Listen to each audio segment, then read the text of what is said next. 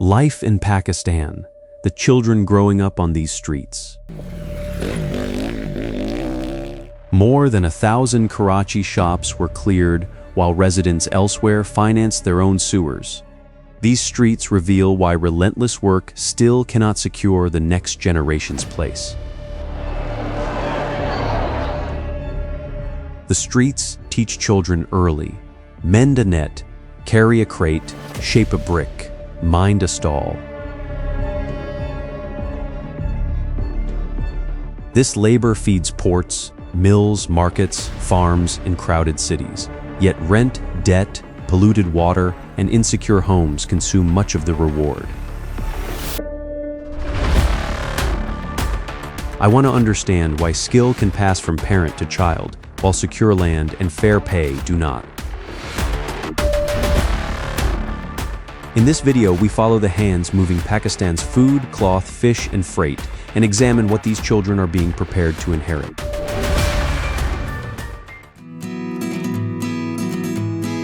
Around Kasur, a brick can be counted twice, once as output and again as family debt. Across the kiln belt south of Lahore, pay commonly follows the number of acceptable bricks, while housing, deductions, and old advances can sit on the same account. Clay is mixed, pressed into wooden molds, released in long rows, stacked inside the kiln and fired. Tractors remove the finished load, but the household ledger stays behind. Piece rates push every flaw back toward the worker. Breakage, rain, or interrupted firing can cut earnings after the labor has already been spent. Many families live in housing controlled by or attached to the kiln site. Cooking, schoolwork, and play then share ground with dust, heat, and moving vehicles. Proximity is not proof of employment. Some children live beside the kiln without working in it. Punjab law prohibits employing children under 14 at brick kilns. The shared site makes violations harder to see and children's presence easy to misread.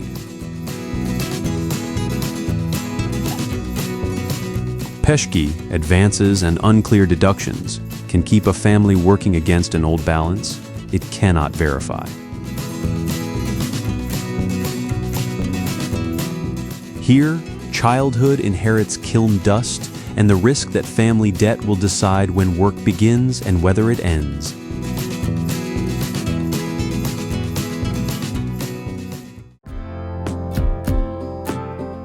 A neighborhood that helps clothe distant markets can lose paid hours the moment the power fails. Across Ghulam Mohammadabad, power looms pack small workshops into a textile chain that runs from home units to exporters, yet the worker's contract may remain informal. The machines are not anonymous noise. Every yard demands attention, watching thread, correcting tension, keeping gray cloth moving, and holding precision through a long shift. Lint settles in the air. Carts take fabric outward, while tea stalls support the hours around the looms. An entire district bends itself around continuous output. That output enters national and export supply chains. Yet the worker receives no equal guarantee of steady pay. Power cut stops the loom, stops the cloth, and strips paid hours from the household. A swing in global orders can do the same from thousands of miles away. Informal contracts leave workers with little leverage when a shift disappears or physical strain forces time away. Skill remains local, control sits elsewhere. Children learn this economy first by sound, then by discipline. They inherit the eye that catches a broken thread and the patience that keeps a machine exact. But family security hangs on electricity, distant buyers, and informal contracts with little force.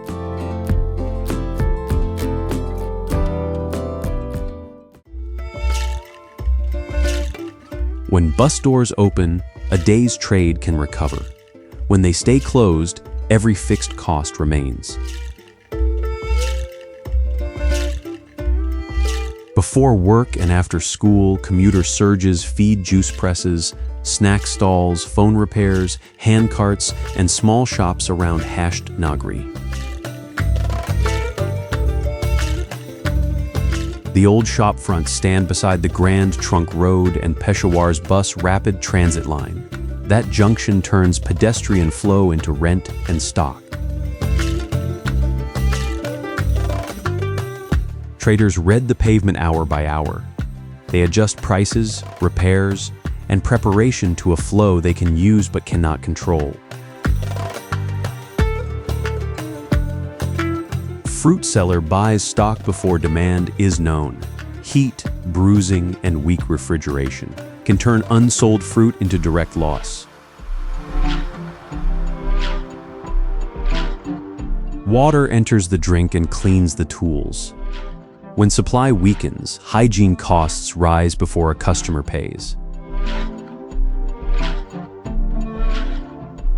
Rent stays fixed against changing demand. It is due whether a bus unloads a crowd or passes nearly empty, leaving each household to absorb the difference. Transit stations can create dependable streams of buyers. Barriers, crossings, and enforcement can also redirect trade away from a familiar corner. Children learn the trade in public. When the bus doors close, rent, heat, spoiled fruit, and water costs remain.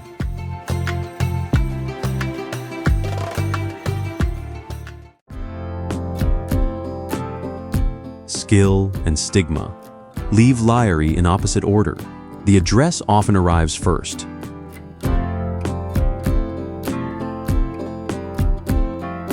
The district helped power Karachi through harbor labor, railway work, early factories, and Leia market, yet its name can reach a job interview before a young person's ability does.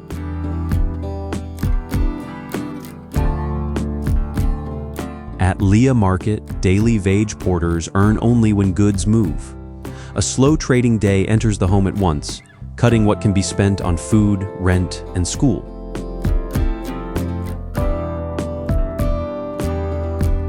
Work has deep roots here, but so does training beyond the market.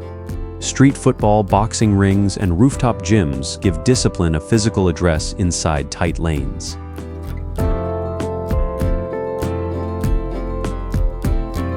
Balak music, food, language, and family kitchens carry another record of the district.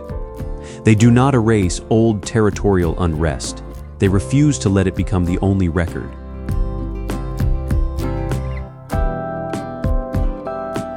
The label still travels. Before a young applicant can show skill or reliability, the neighborhood name may trigger doubt shaped by years of stigma.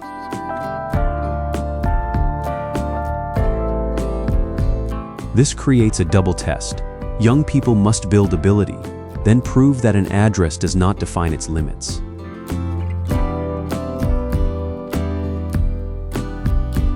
Liari's children inherit skill, discipline, and culture, but the address arrives first, forcing them to prove a neighborhood is more than its label.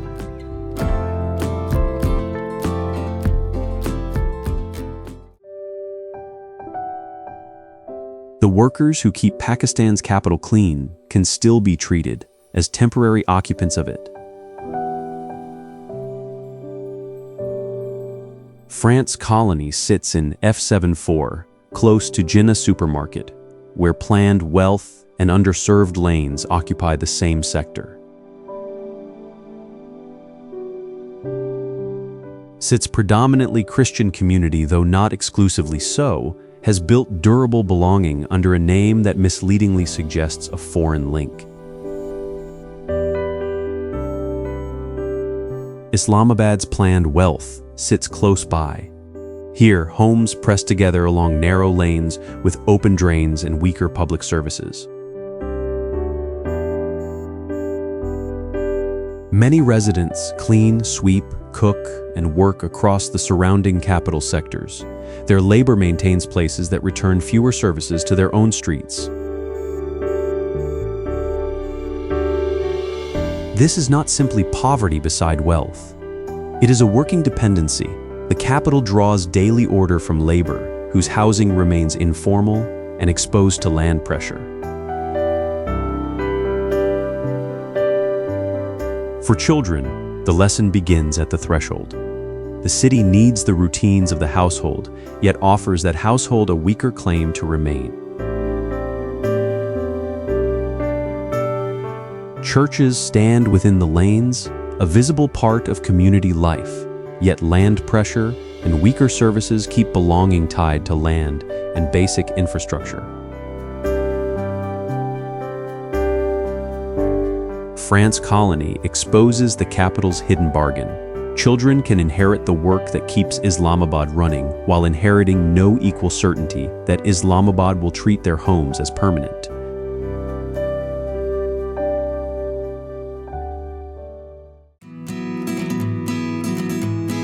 Before dawn, an entire region's harvest is compressed into a race against heat. At Hazarganji, apples, grapes, and potatoes pass through crates, sacks, scales, and truck beds before daylight hardens the road. The market is where Baluchistan's orchards and fields become cash. Growers, traders, and loaders judge weight and quality quickly, because delay eats value. Cold storage is scarce. Transport is slow and expensive, so fruit can lose quality before a farmer reaches a strong buyer. Middlemen stand where roads, storage, and credit fail. They keep goods moving, but they can also capture the margin while growers carry the season's risk. Children absorb this arithmetic early. Which apples will travel, how tightly to pack grapes, when a truck must leave, whom the market trusts. Hazarganji also carries the severe loss of April 2019, when Hazara Shia shoppers and produce workers were targeted. That history matters, but it cannot become the market's only identity. Each morning the market resumes, but routine does not erase the loss carried by workers and shoppers. The next generation inherits the fruit seasons and the market craft. It also inherits weak storage, long roads, and stacked claims on value that keep skill from becoming security.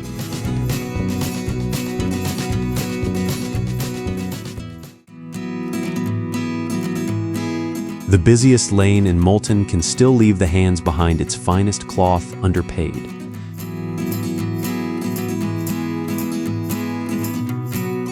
Below the old walled city and shrine district, Hussein Agahi compresses wedding goods, sweets, motorcycles, food stalls, and second-hand clothing into the same narrow passage.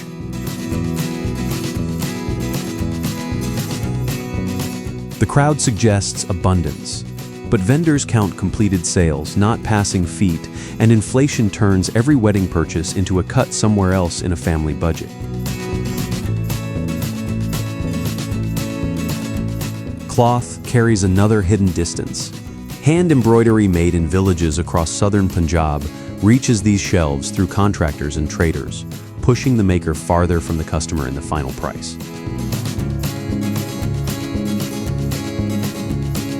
Machine embroidery puts speed against skill on the shelf.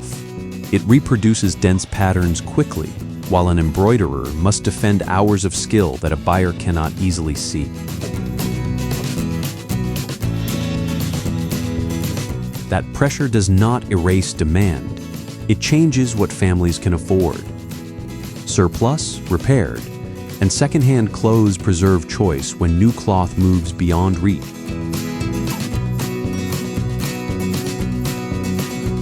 Children absorb the trade before they can explain the price.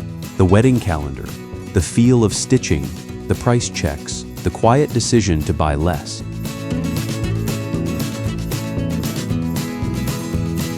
They inherit Moulton's embroidery craft, and the harder lesson: a crowded market can praise skilled work all day without paying the family that made it.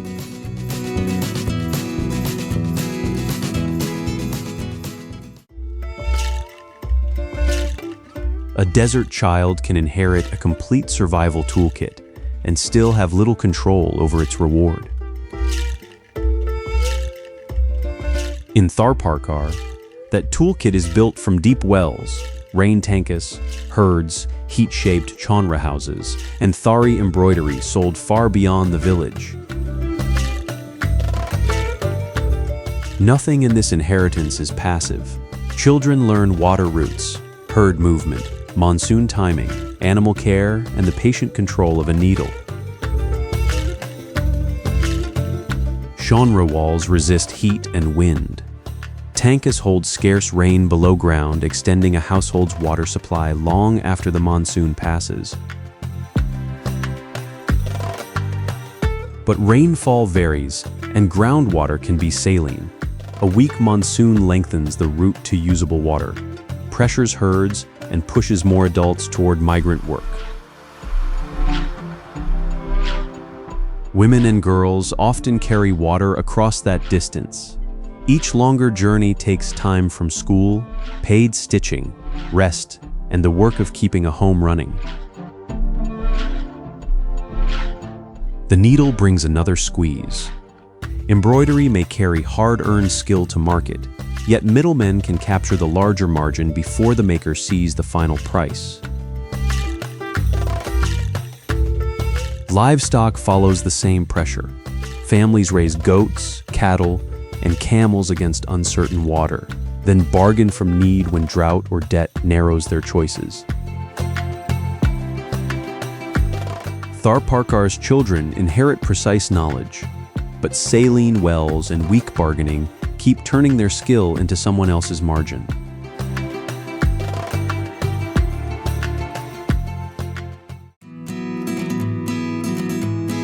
Seafood can enter a global export chain before the children beside it secure papers or a stable claim to home.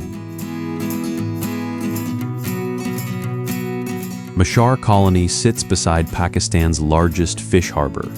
Yet many Bengali and Burmese origin families face documentation gaps, insecure tenure, and thin formal services. The lanes are barely wider than handcarts because housing, processing, and transport have been compressed into the same strip of ground. Doorways double as workstations. Shrimp trays, ice blocks, fish baskets, salt, and diesel bind the household directly to the harbor. Adults process seafood by hand for low piece rates. The faster the hands move, the more value travels outward, but bargaining power stays elsewhere. Children learn that rhythm without a formal lesson, sorting, carrying, waiting, fitting school and meals around each new load. The imbalance is stark. A family can master work demanded by distant buyers while remaining unable to secure the ground beneath its own doorway. That insecurity passes down with the skill. Flexible family labor keeps goods moving, but places childhood inside a chain whose terms are set beyond the colony. Peshawar colony's hardest inheritance is not the sea trade itself. It is learning early that other hands can assign the value of a family's work.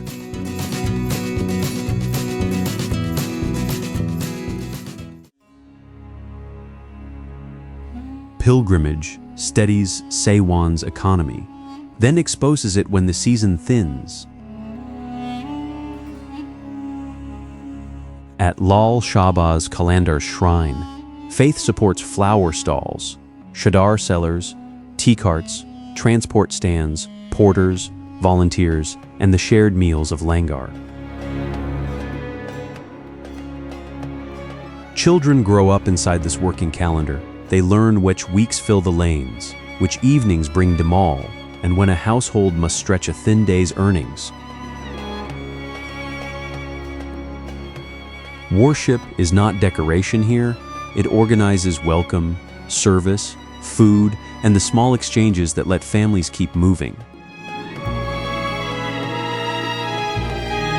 The shrine carries a double role. It feeds conviction and people. A stranger receives a meal while a vendor earns enough to carry one home. Yet the work remains seasonal. When pilgrim numbers fall, fewer passengers need rides, fewer bundles need carrying, and fewer cups of tea cross a counter. Public resources strain when crowds rise. Security concerns add barriers and uncertainty to work already paid one day at a time. That pressure reaches childhood early. A stall teaches bargaining. A transport stand teaches timing. Langar teaches that dignity can be shared even when money cannot. Siwan's children inherit open doors and skilled hands, but their income rises and falls with the pilgrimage road.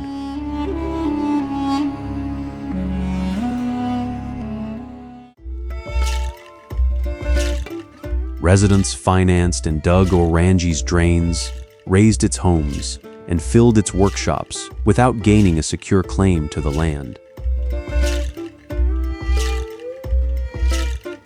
Through the Oranji pilot project, residents financed, dug, and mapped sewer lines. Unclear tenure and demolition threats still limit what that work can secure.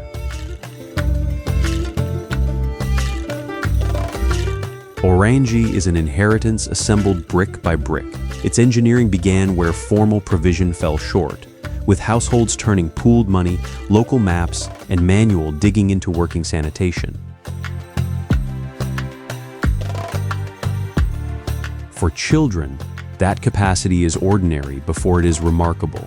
A single room can hold school books and family meals beside sewing machines, embroidery frames, leatherwork, or a repair bench.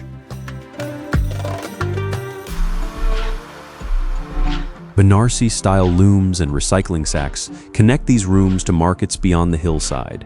Piece rates return only a narrow share of that value to the hands producing it. The limit is not effort. Rising rents, uncertain land rights, and the threat of clearance can weaken years of careful construction. Young people therefore inherit a severe lesson in cause and effect. Cooperation can lay a sewer and raise a house, but it cannot by itself issue title or guarantee public services. Oranji passes down organizing skill beside a low ceiling imposed outside, a self-built home whose right to remain lies beyond the builder's control.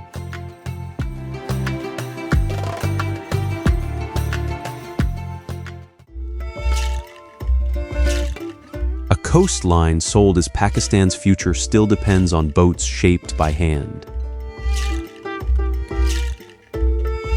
Below Koi Badil, Gwadar Old Town sits beside a deep water port, a free zone, an expressway opened in 2022, and a new international airport. In Shahi Bazaar, Balagh Ward, and Mullah Band, families repair nets, sort fish, and ready boats against fuel, weather, and access to fishing grounds. At Paddy Zar, craftspeople set wooden ribs, caulk seams, and fit holes. Their knowledge is exact, physical, and inherited. But skill does not automatically cross into port or logistics work. That bridge requires training, contracts, harbor access, and basic services, and it remains unclear for many local families. Fishers face tighter access to the coast, weaker near-shore catches, and competition from larger trawlers. Longer trips burn more diesel before any sale is certain. The expressway and airport changed movement around the coast. Concrete arrived faster than local entry into the jobs built around it. Children grow up with boatcraft, yet the new port economy asks for training, contracts, and access their inheritance does not supply. Gwadar's children inherit boats, nets, and a coastline claimed as the future. Fair development starts when local skill gains entry to that future.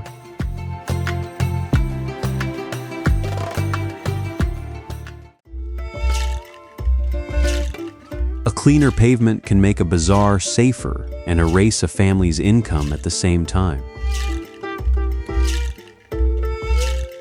From Fawara Chowk toward Hamilton Road, traffic has been restricted, utilities buried, and the street rebuilt for walking.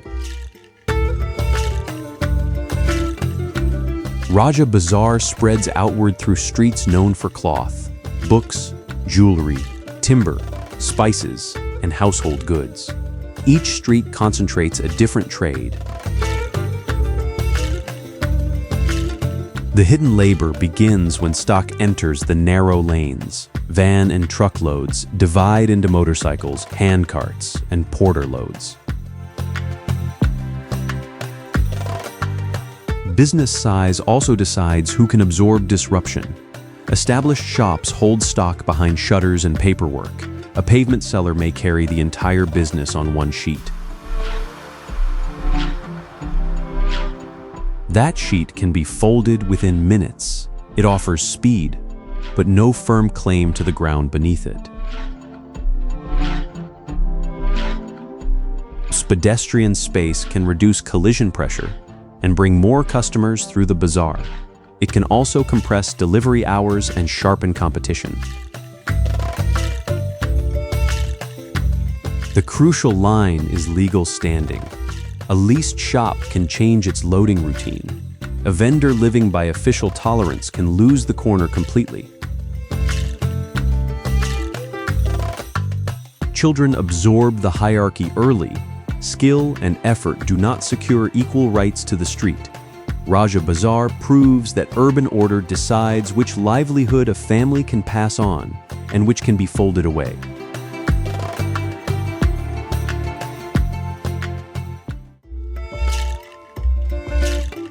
A neighborhood can become more valuable precisely because ordinary families kept it alive.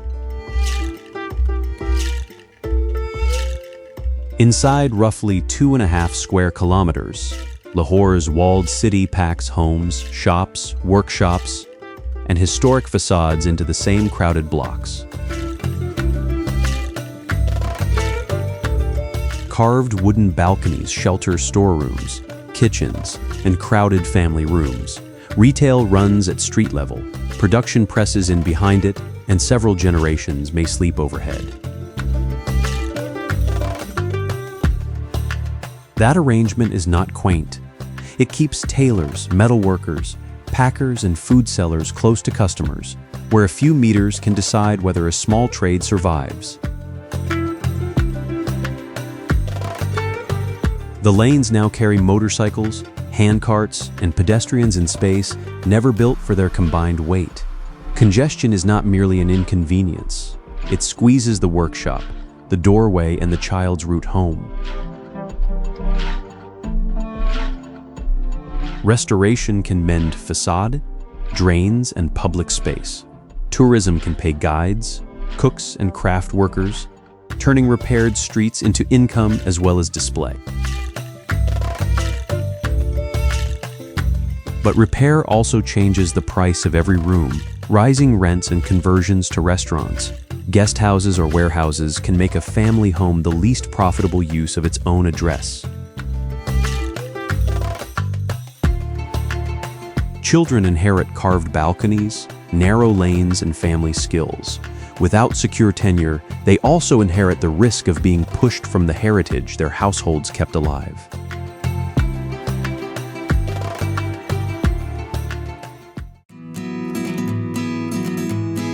Seven canals send Indus water toward distant fields, while fishing families beside the barrage lose the reliability of older flows.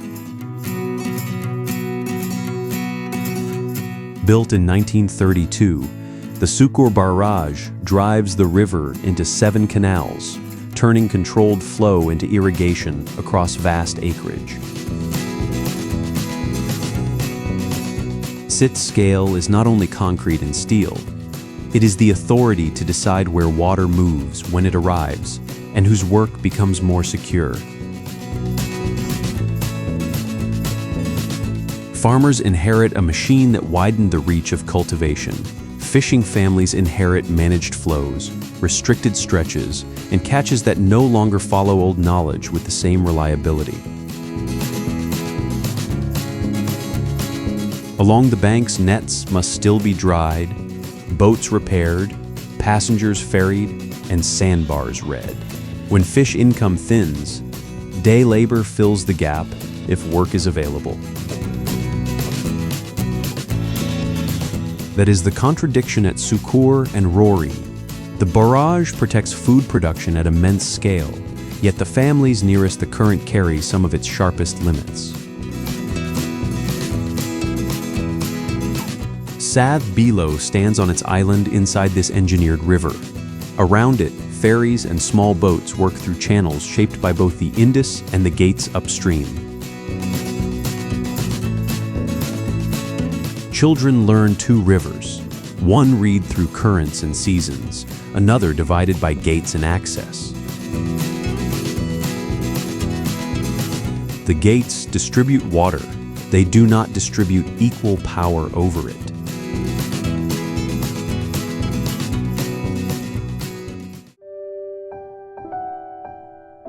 Safety net for people with little cash is served on a plate.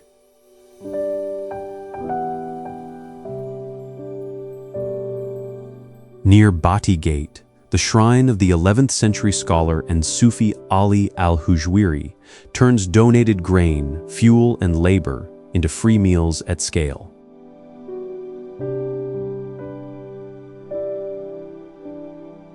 The langar is faith made physical.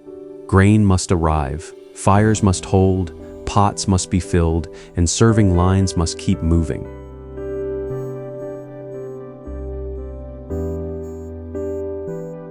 Then come the less visible tasks: washing plates, clearing floors, guarding entrances, and preparing the next round.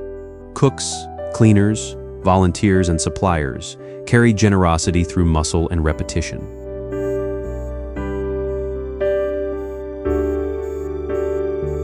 For travelers and families with little cash, the meal is not a symbol. It is immediate support, offered without first measuring status or purchasing power.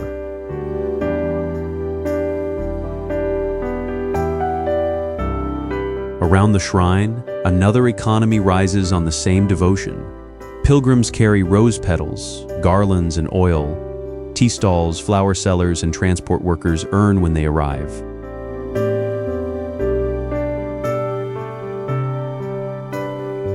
Yet those workers do not receive a guaranteed income.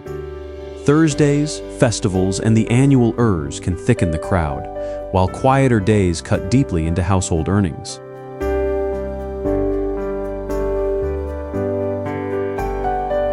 Children learn that generosity can keep a household fed, but it cannot make the surrounding work secure.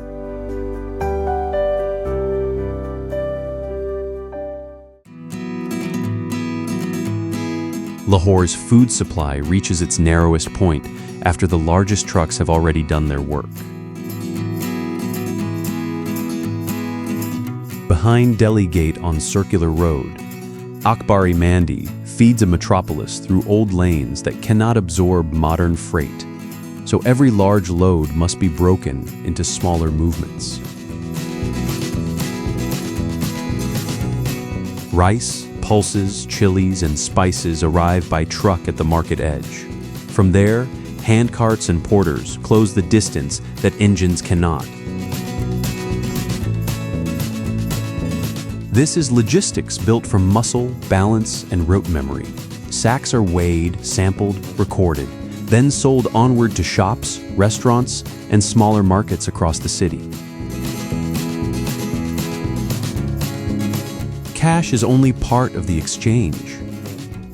Brokers, credit, grain grades, and trusted signals decide which load moves, who receives it, and how quickly the lane clears.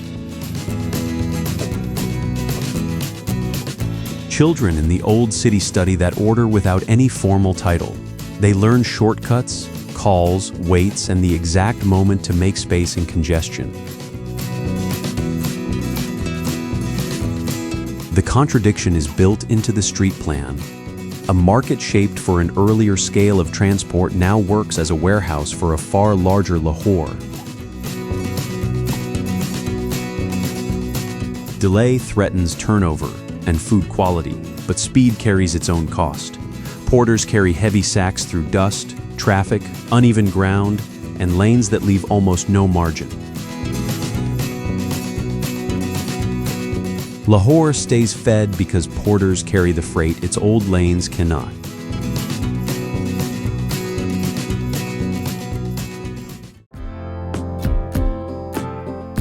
A bangle can shine at the counter while the worker who finished it at home receives the thinnest share of its value. Shahi Bazaar runs roughly 2 kilometers from Pakka Kila to Naval Rai Clock Tower, carrying Hyderabad's old city trade through one narrow canopied route. The display tray hides a long chain of labor. Glass is heated and formed in furnace workshops, then passed to smaller units and homes for joining, sorting, decorating, and packing. Women doing fine finishing at home are often paid by the piece. They remain far from the counter where the retail price is negotiated. For children raised around this trade, craft knowledge enters ordinary life early. Color, heat, timing, careful hands, and the discipline of repeated work. Pride is real, but so is the pressure. Furnace heat, glass edges, fumes, and unreliable electricity shape each piece before it reaches the bazaar. Rising gas and power costs can stop furnaces or shorten shifts. Machine-made goods then press prices downward while home workers have little room to bargain. The weakness is not skill. Value gathers near the sale, not in the home workroom. At the counter, the bangle shines. Back in the home workroom, skilled hands still wait for a fair share.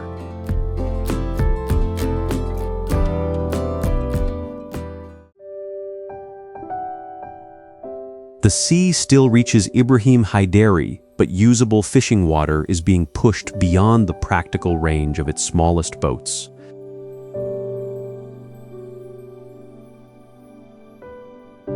Sewage and industrial effluent enter Karanji Creek. Near-shore catches have thinned, so crews travel farther and burn more diesel for less return.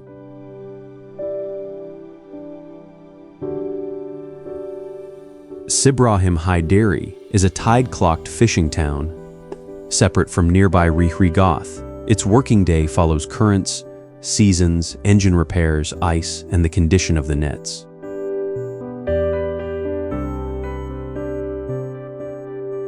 Children absorb this knowledge long before they command a boat.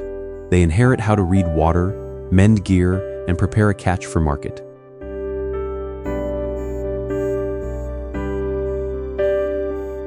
Yet the creek they inherit has also absorbed waste from beyond the fishing town. Pollution changes the arithmetic. Longer trips, heavier fuel costs, and greater pressure on small crews.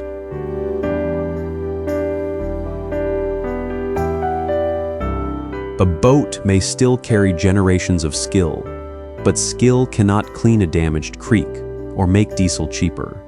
That is how environmental loss becomes household insecurity.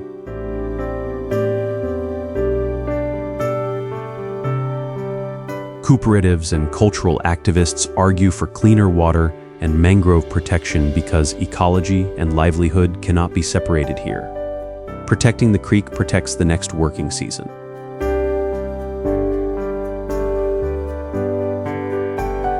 They learn the sea through engines, tides and nets, then inherit water degraded beyond their control and the fuel bill for reaching beyond it.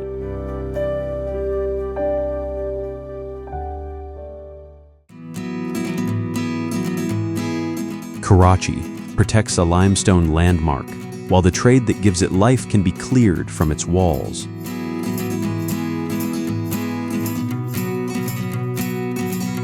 In 2018, more than 1,000 surrounding shops were cleared in the name of restoration and decongestion. Many vendors were left without a secure place to earn.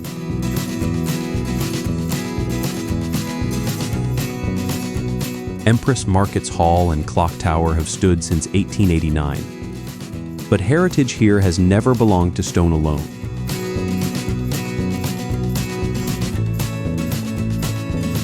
The surrounding trade supplies cheap food and household goods. Porters, buses, and rickshaws keep low-cost trade moving, yet formal plans can treat it as obstruction.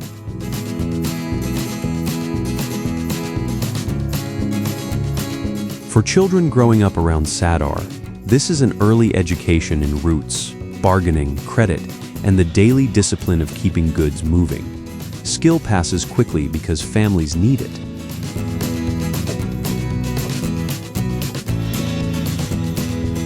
Beneath that competence lies legal weakness. A stall can feed a household for years and still offer almost no claim to the ground beneath it.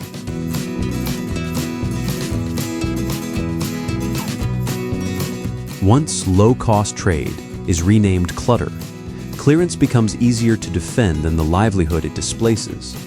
The limestone is conserved. The vendor's place remains conditional.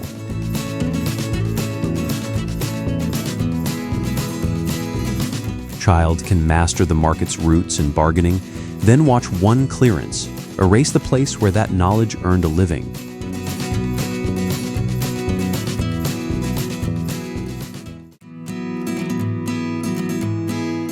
A monastery that looks like a fortress was not built from one clean plan.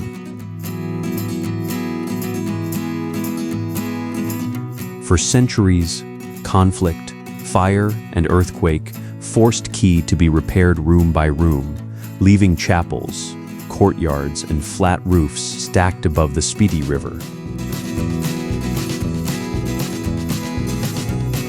Sit's irregular form is not bad planning. It records a community that kept the monastery usable each time the walls had to be rebuilt. Key belongs to the Gelug tradition, but devotion here also carries a heavy physical load. Food, fuel, and building material must climb from the valley road. Winter cold and limited water tighten every routine.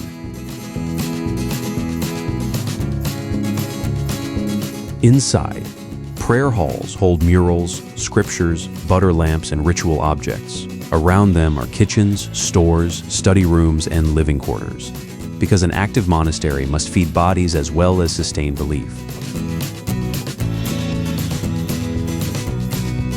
Monks divide the day among prayer, philosophical study, teaching, repairs, and visitors. Each task holds the complex together. Neglect would reach the roof, stores, and classroom alike. From the terraces, irrigated fields, villages, and transport routes remain in view. The monastery depends on that working valley below, and the valley keeps a place for the monastery above. Key survives through use, not isolation. The next generation inherits the structure and the duty to repair it.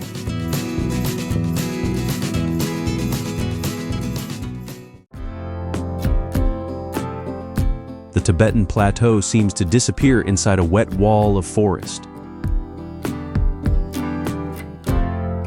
Here, the Yarlung Sangpo bends around the eastern Himalaya and drops toward warmer gorges, compressing high mountain, temperate, and subtropical vegetation into one steep descent.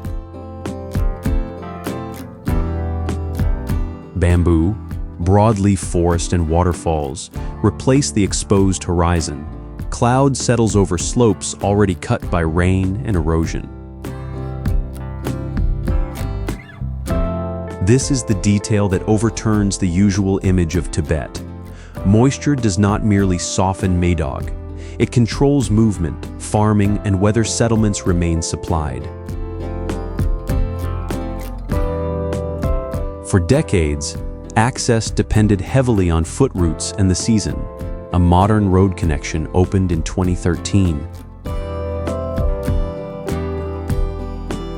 Tunnels and bridges have shortened journeys through terrain that does not stay still. The engineering has not commanded the monsoon. Landslides and erosion can still damage or close sections, tightening the flow of fuel, goods, and building material.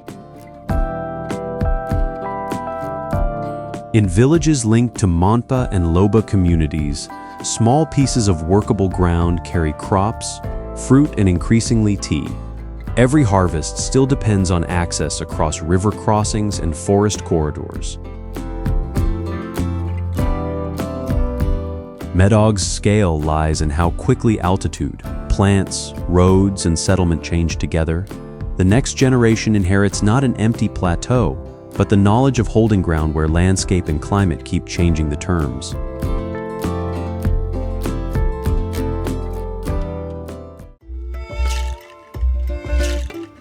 One freshwater lake holds 4 sacred traditions, yet no single shrine controls its meaning. At roughly 4,600 meters, Lake Manasarovar brings Hindu, Buddhist, Jain, and Bon pilgrims to one remote Tibetan shore.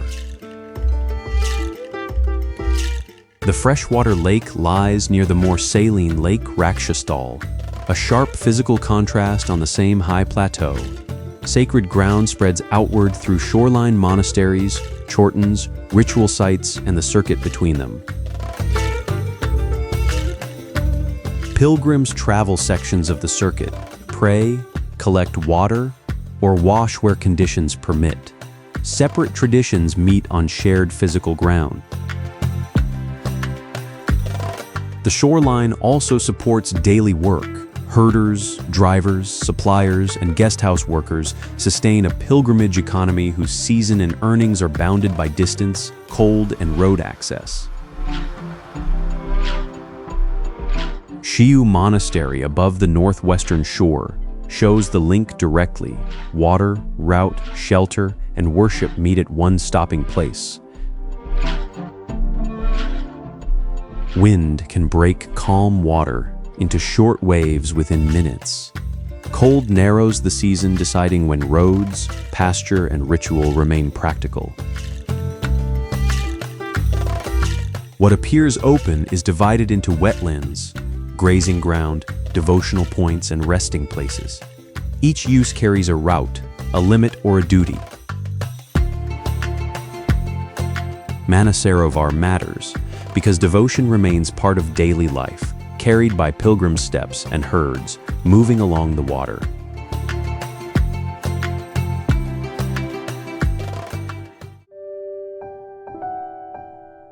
Villages make green fields possible by engineering water across Spiti's Himalayan desert. Across Spiti's high valley, settlements occupy terraces and fans where channels can pull limited water towards small barley plots. Nothing is placed casually. Whitewashed houses cluster on workable ground. Monasteries, stupas, and mani walls fix religious life into the same compact settlements.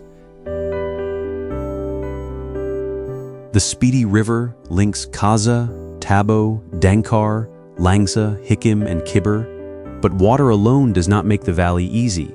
It must be guided, stored, and matched to a short growing season. Barley fields, animal care, school terms and monastery calendars all answer to the same limits. Weather can narrow the road season and interrupt the routes cut directly across cliffs. Those roads are not scenic accessories. They are hard infrastructure, carrying food, school access, and daily supplies through eroded mountains where another route may not exist. Children in these pale villages inherit more than houses and fields. They learn when water moves, when fields can be worked, and when roads can be trusted. That knowledge is local engineering, but each generation also receives the pressure behind it. Little soil, little water, and roads ruled by weather. Speedy endures as each generation inherits rules that make scarcity habitable.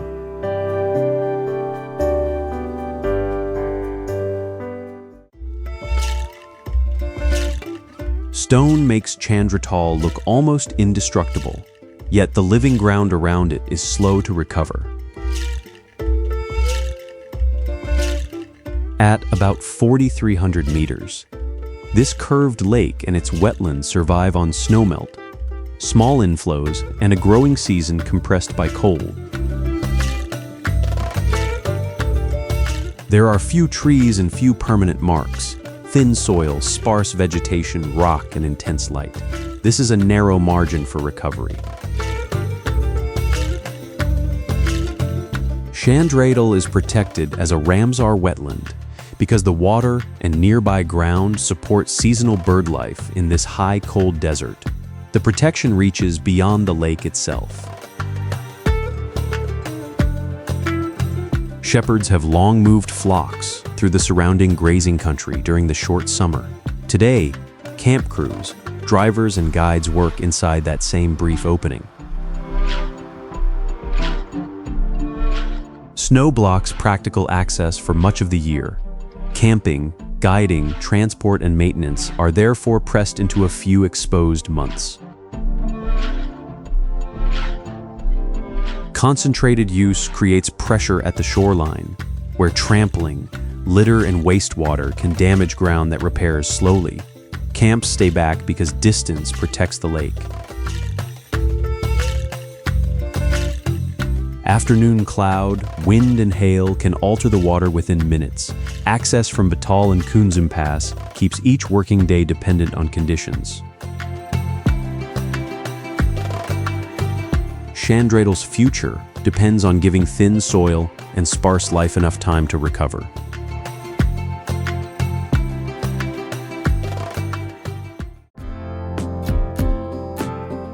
A kingdom that vanished centuries ago still controls every climb through this cliff.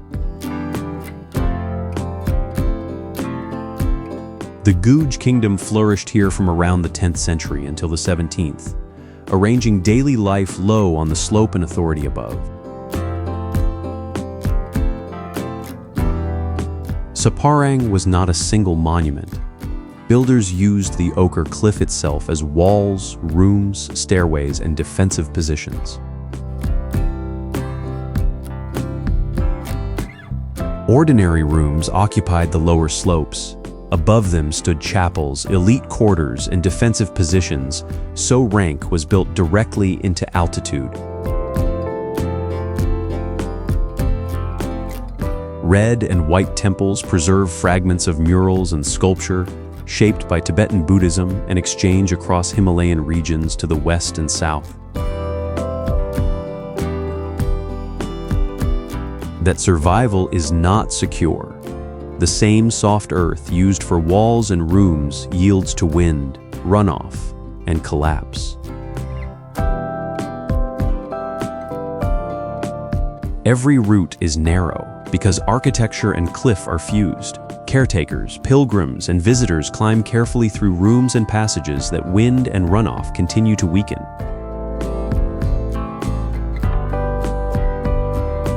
More revealing than the lost palace is the surviving arrangement. Political rule has gone, yet the slope still assigns lower and higher ground. Saparang survives through earthen walls and fragments of Buddhist art, not an intact palace. Time has reduced the kingdom, yet its hierarchy remains built into the cliff.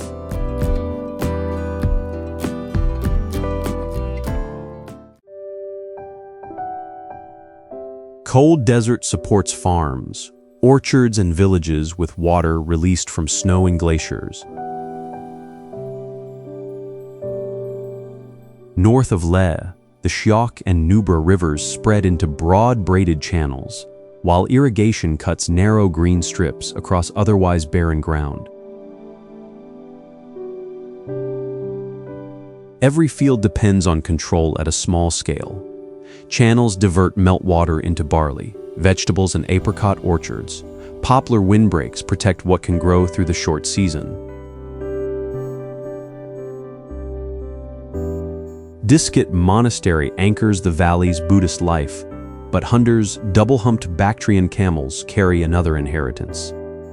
Their ancestors were tied to caravan exchange between Ladakh and Central Asia.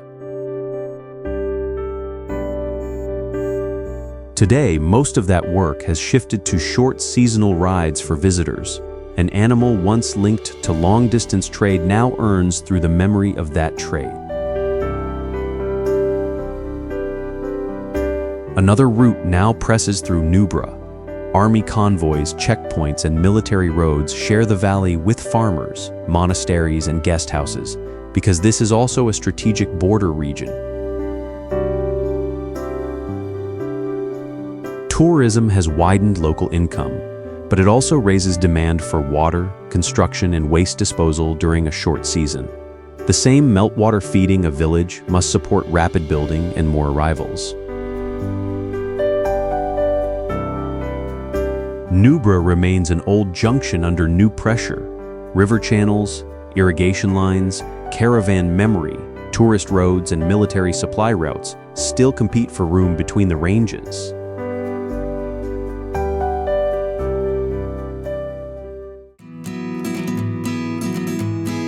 The summit of Mount Kailash is left unclaimed. The defining route is the 50-kilometer circuit around it.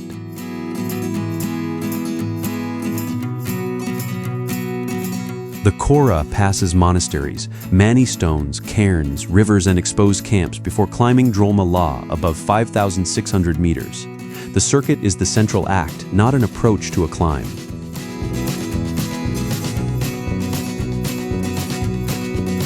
Snow, thin air, and stream crossings control the pace. Several days on foot are common. Some pilgrims measure the same ground through repeated full-body prostrations.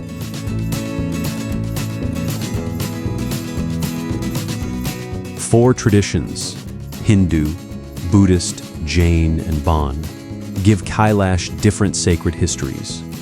All place weight on approach, circling, and restraint rather than possession.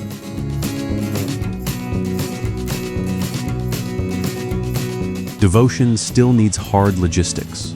Herders, guides, drivers, and pack animals push food, bedding, and fuel across ground with little shelter.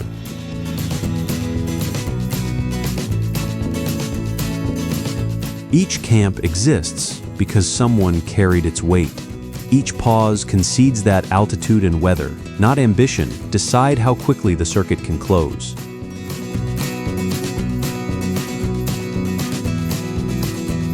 The boundary matters more than the height. The lack of a climbing tradition is not a missing achievement. The unclimbed summit is part of the mountain's meaning.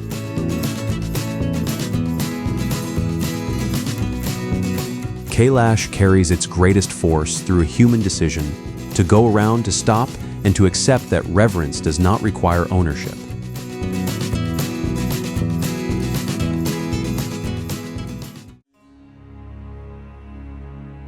The plain looks empty, but routes, grazing rights, herds, and rituals already fill its vast distances.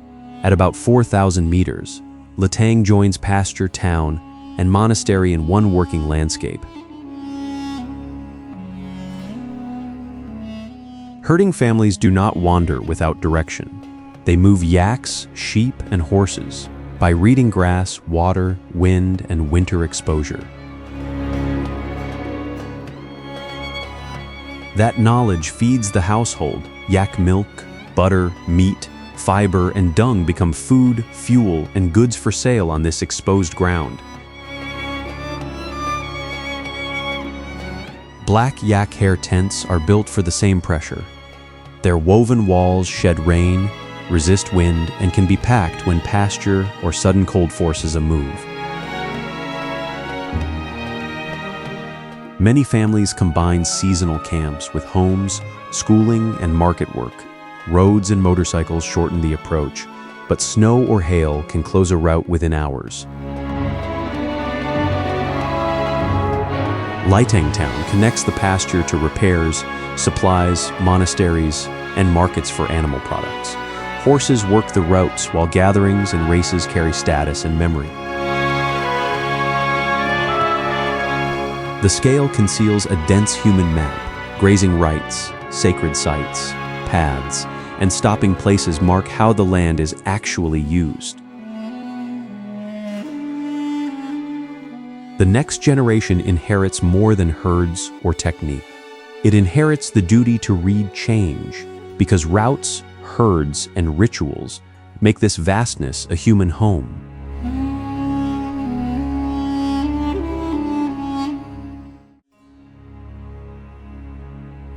Buddhist Academy became a settlement large enough to cover a high Tibetan valley. Founded in 1980 near Surtar, Larung Gar expanded because thousands of monks, nuns, and lay practitioners needed homes within walking distance of its halls, teachings, and debate grounds. That need fixed the settlement to the slopes. Small wooden residences spread around larger halls, giving religious study streets, roofs, and a visible footprint. Scale imposed hard daily discipline. Lectures, memorization, philosophical debate, and prayer shared time with cooking and repeated climbs along steep residential paths. Nuns formed a particularly important part of this scholarly community. The valley therefore widened access to advanced religious education as well as concentrating it. But density also pressed against the limits of the site. Tightly packed timber complicated sanitation, emergency access, and basic safety in a cold, elevated landscape.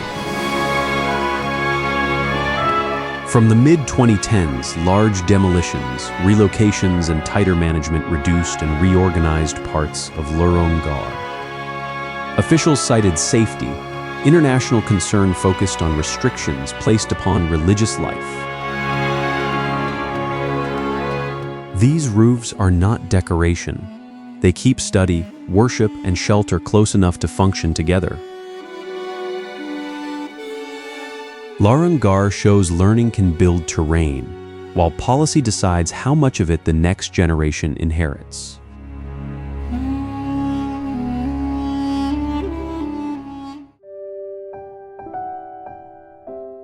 Dry Himalayan valley becomes a place that holds people instead of pushing them onward.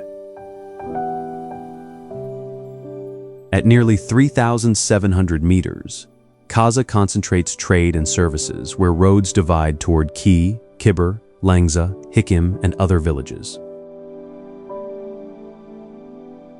That concentration is more than convenience. Offices, schools, clinics, stores, and repair shops give remote settlements one place to reach administration, supplies, and transport. The roads decide the rhythm. The Manali route over Kunzum Pass is strongly seasonal, while the longer Kinnaur approach can also be disrupted by snow, rockfall, and landslides. So households and shopkeepers build reserves around uncertain delivery windows.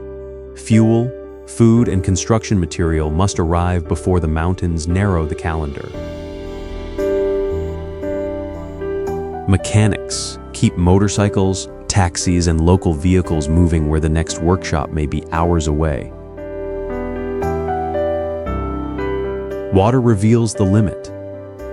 Channels and narrow bands of poplar hold green life against dry ground, but growing summer visitor numbers press harder on water, waste handling, and building space. Kaza is not merely a base for passing visitors. It turns seasonal outside movement into year-round local support. The final measure is whether local families gain enough control over water, work, and shelter to turn inherited skill into a secure future.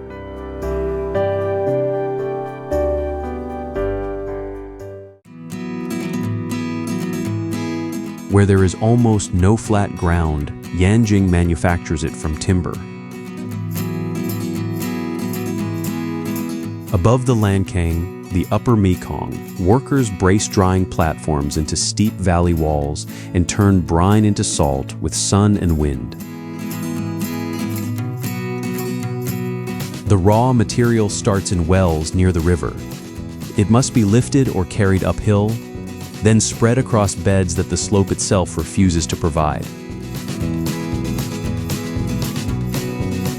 Evaporation does the quiet work, but human hands finish every batch. The mineral crust is raked, scraped, packed into baskets, and moved along ladders and narrow paths. Different wells, soils, and mineral deposits help produce the red and pale salts associated with opposite sides of the valley. Even color records the ground beneath the terraces. Women have traditionally carried much of the brine and worked the platforms. That makes household memory as important as timber, weather, or mineral water. Nothing here stays secure without repair. Rain delays evaporation, wood weakens, and every platform must be renewed against gravity and hard use. Roads add pressure, placing handmade salt beside cheaper industrial goods. The craft survives while repeated labor still earns a place in the household economy. Yanjing keeps its memory not in monuments, but in hands that rebuild the terraces and repeat the work.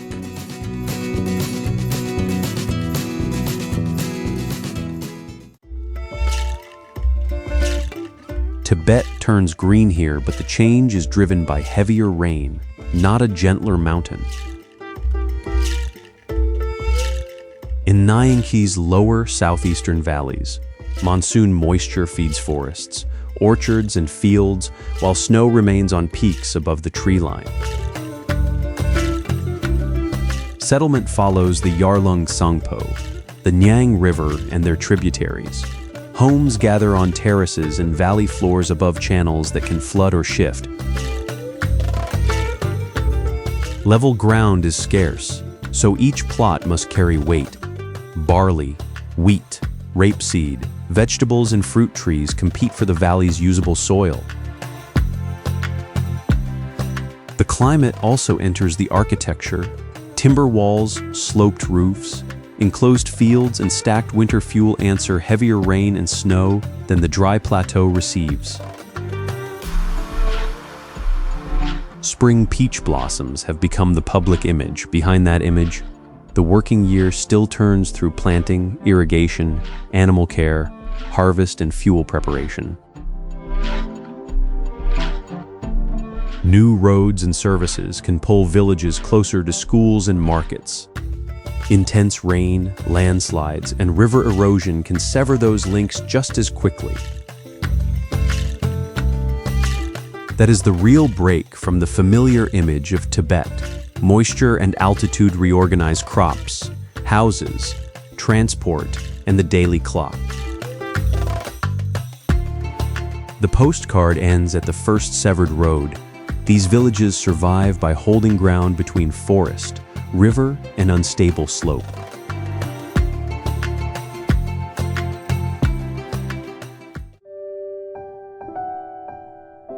Lake with no path to the sea can still command an entire horizon.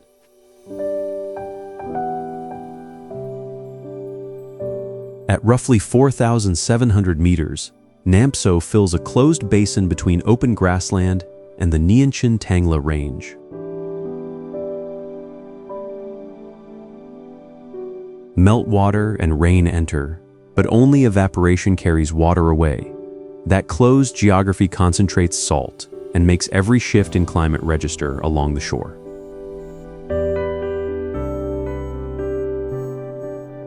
Wind can drive the surface from cobalt to pale green. Within minutes, across the water, snow peaks appear near, though the distance remains immense.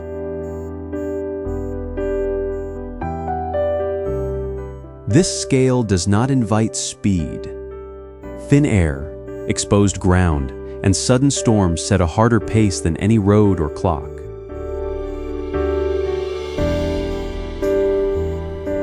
Pilgrims have long turned the shoreline into a route, moving between sacred promontories, prayer flags, caves, and mani stones. Their circuit measures belief through distance and endurance.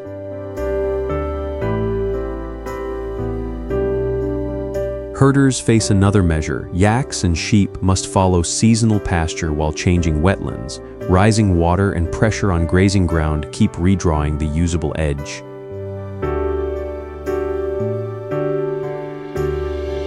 Nampso needs no staged drama. Water, altitude, and mountain mass already force human movement to slow.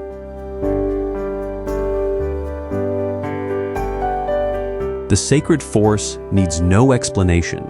The lake, mountain roads, and thin air force every journey into the plateau's pace.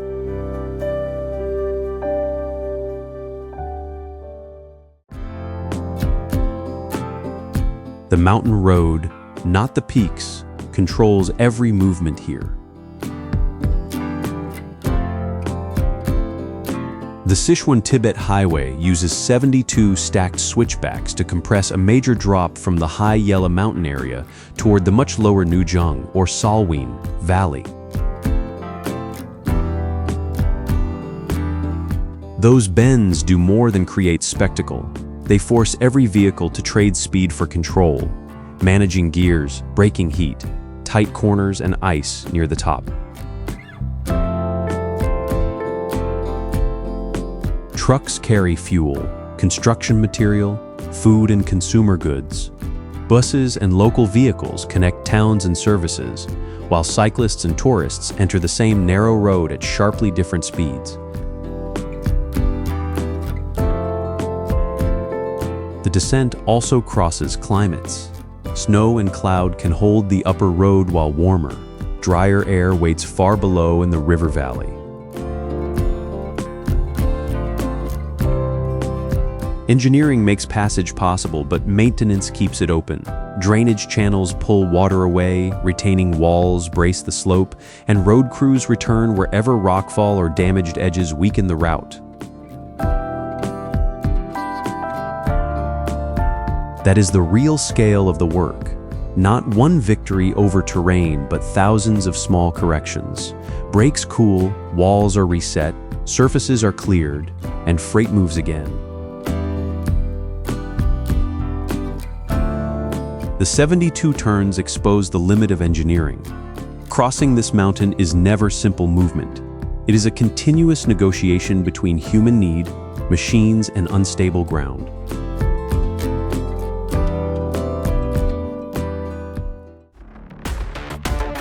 The plain takeaway is hard. Work alone does not break inherited insecurity.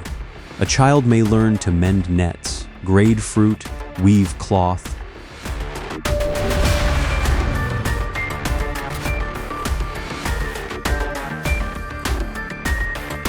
move grain, or build a wall long before the family gains secure land, clean water, safe air, or fair pay. Skill passes down because it is useful. Instability passes down because the bargain around that skill stays unchanged. I judge development by a stricter measure.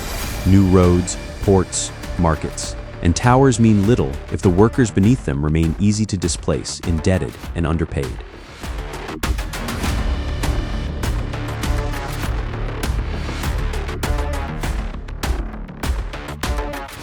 Pakistan's next era will be judged by whether children near its kilns, docks, bazaars, and drains gain more than another shift of the same burden. That choice will decide whether national growth reaches the families whose hands make it possible. Follow this series as it traces what children inherit from the places that employ their families, and what must change before skill, shelter, and fair reward can pass down together.